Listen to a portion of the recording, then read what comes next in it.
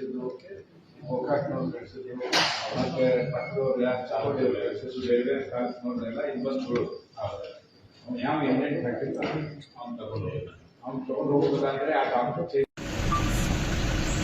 ನೋಡಿ. ನಾವೀಗ last 2 days ಇಂದ ಬೆಳಗಾಂ ಡಿಸ್ಟ್ರಿಕ್ಟ್ ಟೂರ್ ಮಾಡ್ತಾ ಇದ್ದೀವಿ with our different units of police officers. ಒಂದು 8 ಯೂನಿಟ್ ಮಾಡಿದ್ದೀವಿ. 8 ಯೂನಿಟ್ನಲ್ಲಿ ಒಂದು 25ರಿಂದ 30 ಆಫೀಸರ್ಸ್ ಇದ್ದಾರೆ. ಆ 30 ಆಫೀಸರ್ಸು ಬೇರೆ ಬೇರೆ, ಮೊದಲು ಬೆಳಗಾವಿ ಮಾಡಿದ್ವಿ ನಿನ್ನೆ ಪೂರ್ತಿ. ಇವತ್ತು ಬೇರೆ ಬೇರೆ ತಾಲೂಕುಗಳಿಗೆ ನಮ್ಮ ಡಿಫರೆಂಟ್ ಟೀಮ್ಸ್ ಹೋಗ್ತಾ ಇದ್ದೀವಿ. ಅಲ್ಲಿ hospitals, sub register officers, ADLR officers and other public office, government ಆಫೀಸರ್ಸ್ನ ನಾವು ರ್ಯಾಂಡಮ್ ಆಗಿ ಸರ್ಪ್ರೈಸ್ ಇನ್ಸ್ಪೆಕ್ಷನ್ ಮಾಡ್ತಾ ಇದ್ದೀವಿ. ಅಲ್ಲಿ ಏನೇನು ಕುಂದುಕೊರತೆಗಳಿದಾವೆ ಜನರದು, ಇವರು ಮಾಡುತ್ತಿರುವ ಕೆಲಸದಲ್ಲಿ ಏನೇನು ಶಾರ್ಟ್ ಕಮಿಂಗ್ಸ್ ಇದೆ, ಲ್ಯಾಪ್ಸಸ್ ಏನಿದೆ, ಮತ್ತು ನಮಗೆ ಈಗಾಗಲೇ ಬಂದಂಥ ಅಲಿಗೇಷನ್ಸ್ ವಿಷಯದಲ್ಲಿನೂ ಕೂಡ ನಾವಲ್ಲಿ ವೆರಿಫೈ ಮಾಡ್ತೀವಿ.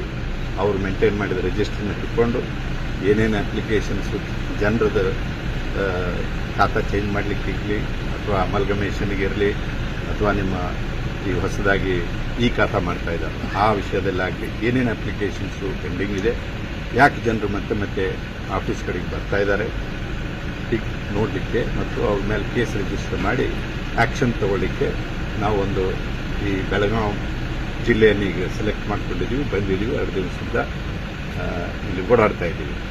ಈಗ ಇಲ್ಲಿ ಗೋಕಾಕ್ ಹಾಸ್ಪಿಟ್ಲಿಗೆ ಬಂದು ನೋಡಲಿಕ್ಕಾಗಿನೂ, ಇದು ಹಾಸ್ಪಿಟ್ಲು ತುಂಬ ಹಳೆ ಹಾಸ್ಪಿಟ್ಲು. ಇಲ್ಲಿ 25 ಜನ ವೈದ್ಯರು ಕೆಲಸ ಮಾಡ್ತಾರೆ, ಹಲವಾರು ಜನ ಅದರ್ ಡಿ ಗ್ರೂಪು ಮತ್ತು ನರ್ಸಸ್ ಎಲ್ಲ ಕೆಲಸ ಮಾಡ್ತಾರೆ. ಬಟ್ ಬಿಲ್ಡಿಂಗ್ ಪರಿಸ್ಥಿತಿ ಅಷ್ಟು ಚೆನ್ನಾಗಿಲ್ಲ, ಹಳೆ ಬಿಲ್ಡಿಂಗು. ಈಗೇನೋ ರಿಪೇರ್ ವರ್ಕ್ ತಗೊಂಡಿದ್ದಾರಂತೆ.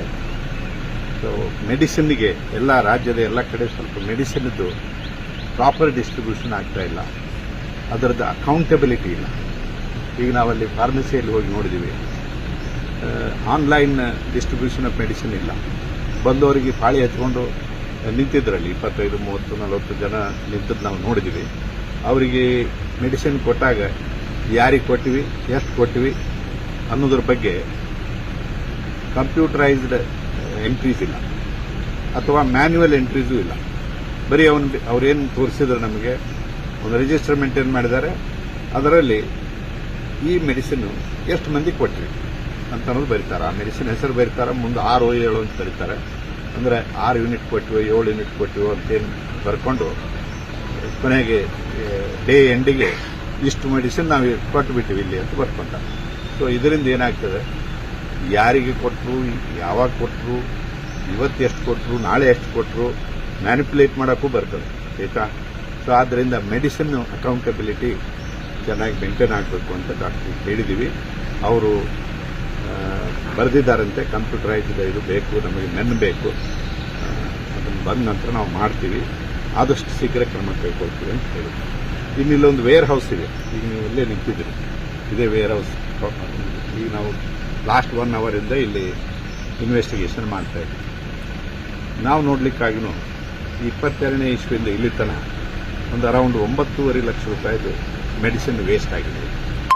ಅಂದರೆ ಯಾರಿಗೂ ಹೋಗಿಲ್ಲ, ಇಲ್ಲೇ ಬಿದ್ದು ಇಲ್ಲೇ ಎಕ್ಸ್ಪೈರ್ ಆಗಿದೆ. ಸೊ ಜುಲೈಯಿಂದ ಲಾಸ್ಟ್ ಜುಲೈಯಿಂದ ಈ ಜುಲೈವರೆಗೆ ಒಂದು 6 ಲಕ್ಷ ರೂಪಾಯಿದ ಮೆಡಿಸಿನ್ ವೇಸ್ಟ್ ಆಗಿದೆ. ಸೊ ಅದಕ್ಕೆ ಇವರು ಬೇರೆ ಬೇರೆ ಕಾರಣಗಳನ್ನು ಕೊಡ್ತಾ ಇದ್ದಾರೆ. ಅದಕ್ಕೆ ನಾವು ಇವರಿಗೆ ನೋಟಿಸ್ ಇಶ್ಯೂ ಮಾಡ್ತೀವಿ, ಏನು ಕಾರಣ ಇದೆ ಅದನ್ನು ಕೇಳ್ತೀವಿ. ಆ ಕಾರಣ ಇವ್ರ ಕಾರಣನೋ, ಇವ್ರ ಮೇಲಿನವ್ರ ಕಾರಣನೋ, ಕೆಳಗಿನವ್ರ ಕಾರಣನೋ, ಯಾರ ಕಾರಣ ಅಂತ ಹುಡುಕಿ, ಇದು ಇಡೀ ರಾಜ್ಯವ್ಯಾಪಿ ಈ ಥರ ಸಮಸ್ಯೆ ಆಗ್ತಾ ಇದ್ದಾರೆ. ಒಂದು ಯೂನಿಟ್ನಲ್ಲಿ 10 ಲಕ್ಷ ರೂಪಾಯಿ ಈ ಥರ ವೇಸ್ಟ್ ಆಗ್ತಿದ್ದಾರೆ. ಇನ್ನು ಇಡೀ ರಾಜ್ಯದಲ್ಲಿ ಎಷ್ಟು ಮೆಡಿಸಿನ್ ವೇಸ್ಟ್ ಆಗ್ತಿರ್ಬೇಕು? ಜನರು ಔಷಧಿಗಾಗಿ ಹೊಡೆದಾಡ್ತಿರ್ಬೇಕಾದ್ರೆ ಔಷಧಿ ಸರಿಯಾಗಿ ಅವರಿಗೆ ವಿತರಣೆ ಆಗದೇನೆ ಇಂಥ ವೇರ್ ಹೌಸ್ನಲ್ಲಿ ಬಿದ್ದು ವೇಸ್ಟ್ ಆಗ್ತಿದ್ರೆ ಅದನ್ನು ಒಂದು ಜವಾಬ್ದಾರಿಯುತವಾಗಿ ನಿರ್ವಹಿಸುವಂತಹ ವ್ಯವಸ್ಥೆ ತರಲಿಕ್ಕೆ ಏನು ಶಕ್ಯ ಇದೆಯೋ ಅದನ್ನು ಪ್ರಯತ್ನ ಮಾಡಲಿಕ್ಕೆ ಡೈರೆಕ್ಷನ್ಸ್ ಕೊಡ್ತೀವಿ.